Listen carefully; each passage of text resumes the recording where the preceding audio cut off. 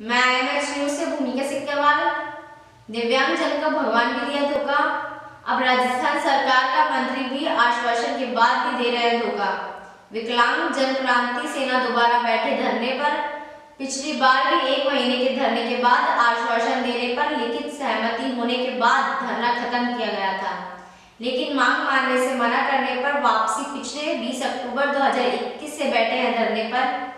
एक विशेष रिपोर्ट। और जो हमारे सामाजिक अधिकारिता मंत्रालय है, राजेंद्र जी यादव, उनके सानिध्य में लिखित में समझौता हुआ था। हमारी हाई पावर की कमेटी बनी थी, या तो हाई पावर की कमेटी गुर्जर आंदोलन किरोड़ी लाल बैसला के टाइम पे बनी थी, क्या विकलांग जनों के साथ में बनी थी।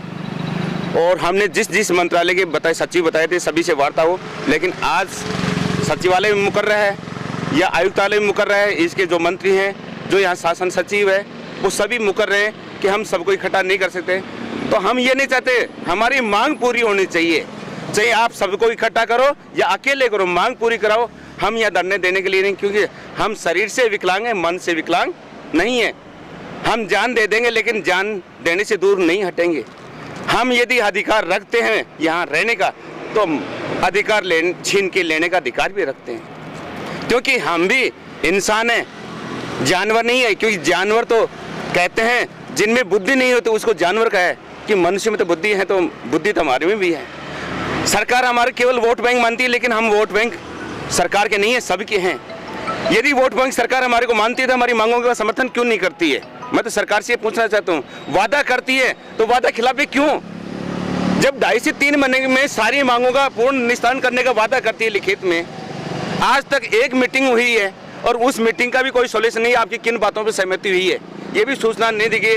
आज 9 महीने बीत गए हमारे, फिर हम मजबूर होकर के दीपावली के सानिध्य में वापस आए कि सभी विभागों में जितने भी सरकारी कर्मचारी है या जो भी अपने सचिवालय में मंत्री कर्मचारी, जो भी सबका वेतन बढ़ाया जाता है, तोहफा दिया जाता है, लेकिन एक विकलांग वर्ग जो 1/3 जनसंख्या निवास करती है राजस्थान में, कम से कम 25 लाख दिव्यांग हैं। सरकार के आंकड़ों के अनुसार 15 लाख दिव्यांग बताते हैं, लेकिन हम 15 मान लो, फिर भी क्या 1/3 जनसंख्या के लगभग नहीं आते हैं? क्या वो वोट मांगे रहते हैं? चुनाव होते तब तो कहते हैं हम आपकी सहानुभूति हैं, आप जो कहोगे वैसा करेंगे, लेकिन यहाँ लिखित में समझौता होने के बाद में भी बातचीत नहीं करते हैं, सुध नहीं लेते हैं। दिवाली पे सभी को तोहफा दिया जाए, क्या विकलांग तोहफा लेने का अधिकार नहीं है? मैं आपके चैनल के माध्यम से बार बार ये धन्यवाद देना चाहता हूँ कि हमारी आवाज़ को आप बुलंद करो कि 750 रुपये में एक व्यक्ति अपने परिवार का खर्चा कैसे चला सकता है। इतनी महंगाई बढ़ रही है, क्या विकलांगों की पेंशन नहीं बढ़नी चाहिए? 2016 में 250 रुपये बढ़े थे हमारे, जो कि आज 5 साल बीत गए, लेकिन फिर भी हमारी सुध नहीं है और हम काली दिवाली मनाने के लिए मजबूर हैं यहाँ पर। और गांधीवादी तरीके से यहाँ बैठे हैं, हम 5 व्यक्तियों के माध्यम से यहाँ बैठे हैं, संख्या दिखाने में ज़्यादा नहीं है। और जिस दिन हमने आह्वान कर दिया सभी का, तो राजस्थान के कोने कोने से चल करके दिव्यांग इतने इकट्ठे हो जाएंगे कि यहाँ निकलने के लिए जगह नहीं मिलेगी। केवल दिव्यांग ये सोच रहे हैं 5 व्यक्तियों के माध्यम से सरकार की वार्ता हमारे साथ में सफल हो जाए, जो वादा किया पूरा हो जाए, नहीं तो ये राजस्थान झुलसेगा।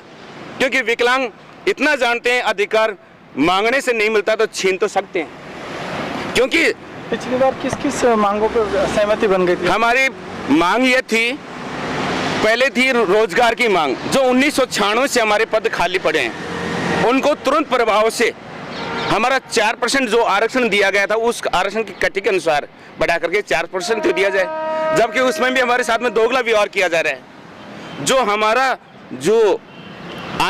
आरक्षण दिया जा रहा है वो हॉरिजॉन्टल दिया जा रहा है। हॉरिजॉन्टल में एक व्यक्ति को 2 पद पर दिखाया जाता है। यदि मैं विकलांग होकर के यदि जनरल में पहुंच जाता हूं, यदि 80 से 90% बना लेता हूं, तो वो मेरे विकलांग की पद की दूसरी पोस्ट तो खाली होनी चाहिए ना, लेकिन उसमें रोस्टर प्रणाली न करके हॉरिजॉन्टल दिखाया जा रहा है। विकलांग का पद भी भर दिया जाता है और जनरल का पद भी भरा जाता है। ये हमारे साथ में अन्याय किया जा रहा है। इसकी यदि छटनी की जाए हर विभाग से, तो कम से कम आज हमारे 5000 विकलांगों को रोजगार मिल सकता है उन 4% में। जबकि आरक्षण की श्रेणी ये अब से पहले 2016 कानून बना, उससे पहले की बात है, 7 श्रेणियां में हमारी थी विकलांगों की, जिनको 3% में बांटा गया था। आज वर्तमान में 21 श्रेणी बढ़ा दी, कुल मिलाकर 21 कर दी। 14 श्रेणी बढ़ाने पर 1% आरक्षण दिया, जो भी लागू नहीं हुआ कागजों में। ये कहाँ का न्याय है? यदि उससे अनुसार 7 श्रेणी के हिसाब से चले तो भी 9% आरक्षण तो मिलना चाहिए ना। रही राजनीति में आरक्षण 5% की बात कही है, वो भी केवल वादा खिलाफी की जा रही है। जिला परिषद में एक एक व्यक्ति को चयनित किया जा रहा है। हमारे को 4% आरक्षण मिलता है तो कम से कम एक जिले से 4 आदमी तो चयनित होते हैं ना। और वो भी ऐसे व्यक्तियों को लिया जा रहा है जो अनुभवहीन हैं, जो विकलांग नहीं, केवल विकलांगता प्रमाण पत्र फर्जी लगा रखा है, उसको विकलांग चयनित कर दिया पार्षद के रूप में। वो कहाँ का न्याय है? सरकार या तो देती नहीं देती है तो कम से कम ये तो देखे कि कौन योग्य और कौन नहीं है। रही हमारी मुद्दा पेंसिल का, सबसे बड़ा मुद्दा है हर वर्ग पेंसिल पर निर्भर है। आज राजस्थान में विकलांग की सबसे न्यूनतम पेंसिल योजना पर जीवन यापन करता है विकलांग वर्ग, लेकिन उसकी 750 में परिवार का खर्चा चलाना कितना मुश्किल है। जो दंपति से युक्त, विवाह से युक्त, वो परिवार का खर्चा कैसे चलाएंगे 750 रुपये में? तो आज मैं कहता हूँ सम्मानजनक 3000 रुपये पेंशन होनी चाहिए कम से कम। जैसे छोटे से स्टेट के रूप में ले लो, हरियाणा 2500 पेंसिल है, पंजाब में 1500 रुपये है, यूपी जैसे बड़े स्टेट हैं उनमें भी पेंसिल सम्मानजनक है। बिहार सबसे गरीब स्टेट के रूप में आता है लेकिन उसमें भी अच्छी पेंसिल है। गोवा में ठीक है, अन्य कई छत्तीसगढ़ है, यूपी है, एमपी है, उनमें भी ठीक ठाक है। तो राजस्थान में क्यों नहीं है? राजस्थान में तो सबसे ज्यादा भुखमरी है, अकाल है, अन्य बेरोजगारी है। तो क्या राजस्थान में पेंसिल नहीं बढ़नी चाहिए? दूसरा मैं ये कहना चाहता हूँ कि राजस्थान में सबसे ज्यादा दिव्यांग हैं, उनको केवल एक ही गुड़ और गोबर एक कर रखा है। 5 साल का बच्चा है उसके भी 750 रुपये दी गई है, और जो 45 साल का है उसको भी 750 रुपये है, जो 40% है उसको भी 750 है, जो 100% बात है उसको भी 750। ये कहाँ का न्याय है? विधवा विवाह होती है। आप क्या चाहते हैं कि सबको कैटेगराइज करें? जो जितनी ज्यादा परसेंटेज है उसको उतना ही लाभ मिलना चाहिए। यदि सरकार देखे जाए उसके पास में आय का साधन नहीं है, परिवार चलाए तो कैसे चलाए? दूसरी मैं श्रेणी देता हूं, जैसे मेरे ये पदोन्नति में है, इनका मामला वैसा कभी है। एक विकलांग व्यक्ति को पदोन्नति में कहाँ दी जाती है? चित्तौड़गढ़ भेज दिया गया जयपुर वालों को। कितनी दूरी होती है? वैसे तो कहावत में तो कहते हैं विकलांगों को दूर नहीं भेजा, गृह जिले में भेजेंगे। एग्जाम के लिए भी दूर दूर भेज दिया जाता है। ये कहाँ का न्याय है? सरकार कहीं एक कदम पर फुट नहीं है कि सरकार हर तरफ से फैल है। और यदि सरकार फैलोगे तो फिर प्रजातंत्र कहाँ का है? लोकतंत्र में यदि सरकार का अस्तित्व नहीं है तो उस सरकार को सफल नहीं कर सकता है। बिल्कुल ऐसे पहले तो हम तो यही बार बार आपके चैनल के माध्यम से कहते हैं कि सरकार यदि कायम रहना चाहती है, अपने स्थापित अस्तित्व पर रहना चाहती है, तो विकलांगों की आवाज़ को भी सुने, क्योंकि विकलांग शरीर से मन से नहीं है। और हमारी जितनी भी ये मांगे हैं भर्ती से संबंधित, सरकारी नौकरी में संविदा कर्मी हर विभाग में होते हैं, क्या विकलांग वर्ग को कहते हैं वरीयता दी जाती है? किसी चीज़ में वरीयता नहीं, नौकरी में भी नहीं है तो अन्य भी नहीं है। आजकल संविदा में हर कैटेगरी में, कोई चिकित्सा विभाग में, कोई शिक्षा विभाग में 13-13 सालों से काम कर रहे हैं, लेकिन आज घर बैठे हुए। क्या उनके पदोन्नति नहीं होती है? क्या उनका स्थायी कैडर नहीं बनाया जाता क्या? लेकिन कोई सुनवाई नहीं है। तो मैं तो कहता हूँ वर्तमान की यदि सबसे बड़ी आवश्यकता है पेंसिल है। दूसरी आवश्यकता है जो चलने में असक्षम व्यक्ति हैं उनको ट्राईसाइकिल के स्थान पर स्कूटी योजना से जोड़ा जाए। ऐसा कोई फंड बनाया जाए जो हमेशा कंटिन्यू हर साल बनता रहे, क्योंकि अपन कहते हैं कन्यादान में 5 रुपये दान करते हैं। आज 5 रुपये 10 रुपये का कोई योगदान होता है क्या? आज 21 रुपये का होता है क्या? आज 100 रुपये डाले तो भी कम है। तो एक विकलांग वर्ग की जो पुरानी परंपरा चली आ रही है 3 पहिए की साइकिल दे दो, क्या उसे सक्षम है क्या? कम से कम एक स्कूटी प्रदान की जाती है तो वो व्यक्ति कम से कम 5000 का आदमी बन सकता है, अपना 10 से 20 किलोमीटर में काम कर सकता है, नहीं कर सकता है? तो सरकार को ऐसी योजना क्यों नहीं बनानी चाहिए विकलांग को सक्षम बनाने के लिए? तो मैं तो कहता हूँ एक ऐसा फाउंडेशन बनाया जाए जिसके तहत हर वर्ष उसमें अलग से बजट विकलांगों के लिए स्कूटी योजना का हो, जिससे हर व्यक्ति को, अब 2000 स्कूटियाँ दी गई लेकिन उसमें फाउंडेशन बना दिया गया। क्या बना दिया गया? जो हमारा वास्तविक विकलांग है 1975 से 80 के बीच में, वो तो इसी योजना से बाहर हो गया है। क्या हो गया है? बाहर हो गया है। तो मैं इस सरकार से पूछ रहा हूँ किसको देना चाह रही हूँ? केवल 18 साल से 29 साल की योजना फाउंडेशन में युक्त कर दी गई है। मैं कहता हूँ वो विकलांग है, सन 2000 में तो पूरा भारत पोलियो उन्मुक्त हो गया। विकलांग कहाँ से आए वो? जब 2000 में पूरा भारत उन्मुक्त हो, राजस्थान अलग से आ गए क्या? जो यदि वर्तमान में विकलांग है वो सारे एक्सीडेंटल विकलांग है। हम ये नहीं कहते उनको अस्तित्व नहीं देना चाहिए, फायदा दो उनको। 2000 स्कूटियाँ निकाली इन्होंने, 50% उनको दो, 50% हमारे को दो। दूसरा उन्होंने सब जोड़ा, काम करने वालों को देंगे, लेकिन 29 साल वाला कहाँ मिलेगा? 1975 से आज सिक्याई जोड़ लो, सब बाहर हो गए, किसको देंगे? योजना बनाए जा रही, स्कूटियां बांटेंगे, लेकिन किन को बांटेंगे? वास्तविक तो दूर हो गए, एक्सीडेंटल को दिया जा रहा है। हम ये नहीं कहते पढ़ने वालों को दो, काम करने वालों को दो, सबको तो। विकलांग की कोई आयु सीमा नहीं होती है। सबसे ज़्यादा आवश्यकता होती है उसकी वृद्धावस्था में। 50 साल से ऊपर हो जाता है उसको सिक्योरिटी आवश्यकता पड़ती है, सारा मिलती है। अब मैं चलता हूँ, मैं जानता हूँ मेरी पीड़ा क्या है। मैंने दोनों पैर जला रखे, लेकिन फिर मैं धरने पे बैठने की मजबूर हूँ। क्यों? एक विकलांग की व्यक्ति विकलांग की पीड़ा को समझता है, दूसरा कोई नहीं समझ सकता है। यदि अशोक गहलोत सरकार वर्तमान में जो बैठे मुख्यमंत्री, यदि वो आज विकलांग होते तो हमारी पीड़ा का बखान कर सकते। रही दूसरा उदाहरण देता हूँ, हमारा जो कार्यालय है, विशेष योजना कार्यालय दिया है, नाम हमारे विकलांगों के नाम से, लेकिन इसमें एक भी व्यक्ति विकलांग नहीं है। एक भी व्यक्ति यहाँ विकलांग नहीं। कमिश्नर का पद भी खाली है हमारा यहाँ पर। तो ये बताइए, यदि हमारा आयुक्त यहाँ विकलांग होता तो हमारी पीड़ा को सुनता नहीं सुनता। आज 12 दिन से यहाँ धरने बैठे हैं, क्या हमारे पास में नहीं आते? क्या हमारी बात नहीं होती है? तो मैं तो आपके चैनल के माध्यम से कहते कि आपके चैनल के माध्यम से आप सरकार के सामने हमारा पक्ष तो मजबूत रखिए सर।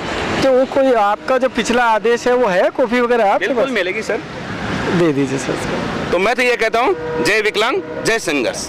आप क्या है सर इसमें संगठन में? सर मैं तो विकलांग जन क्रांति सेना का सदस्य हूँ, विजेंद्र सिंह तंवर निम का।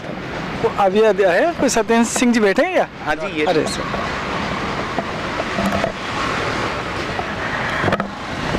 सत्येंद्र सिंह जी हैं, इसके विकलांग जन क्रांति सेना के राजस्थान प्रमुख हैं।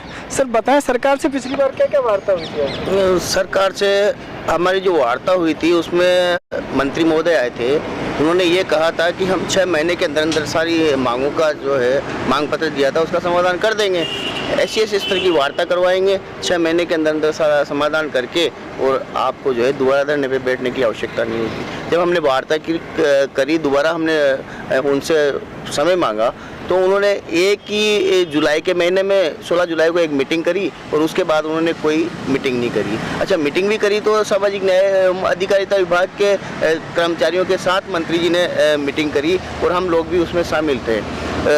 उससे क्या होता है कि प्रत्येक विभाग की हमें ज़रूरत है। हमारी समस्याएं अलग अलग विभागों से है, तो अलग अलग विभागों के अगर ऐसे स्तर के अधिकारी आते हैं तो वो हमारी समस्याएं सुनते हैं, तो उसका समाधान कुछ निकल पाएगा। हमने कहा कि आप इस ऐसे स्तर की वार्ता करवाइए, मीटिंग करवाइए। उन्होंने कहा कि ये ऐसा नहीं हो सकता। तो हमने ठीक है भाई, अब जब आप अपने वादे से मुकर ही रहे हैं तो हम दोबारा फिर आ जाते हैं। पिछली बार कितने दिन दिया था? पिछली बार 1 महीने तक लगातार रहा था, और विशेष योगजन कार्यालय के अंदर रहा था, प्रांगण में, वहाँ धरना दिया था। और 1 महीने बाद मंत्री महोदय के आश्वासन के बाद जब कमेटी बनी, कमेटी में हमारे 5 सदस्य थे विकलांग जन क्रांति सेना के, और मंत्री महोदय की अध्यक्षता में कमेटी बनी थी। तो ये डिसाइड हुआ था कि ऐसी स्थिति की वार्ता करेंगे, और वो कमेटी बना ली। बनाने के बाद जो है दोबारा एक मीटिंग हुई, उसके बाद कोई मीटिंग नहीं हुई। इसलिए दोबारा आप लोग धरने पे बैठे? बिल्कुल बिल्कुल। उन्होंने जब हमारी वार्ता हुई थी तब उन्होंने ये भी कहा था कि आज आप हमारी बात के ऊपर आप उठ रहे हैं, अब दोबारा बैठ जाना, कोई क्या दिक्कत आ रही है? अगर हम नहीं करते हैं तो हम वादा के खिलाफ भी करते हैं, तो हम उनके जो है आदेश अनुसार हम दोबारा फिर बैठ गए। अब की बार हम यहाँ से उठेंगे नहीं।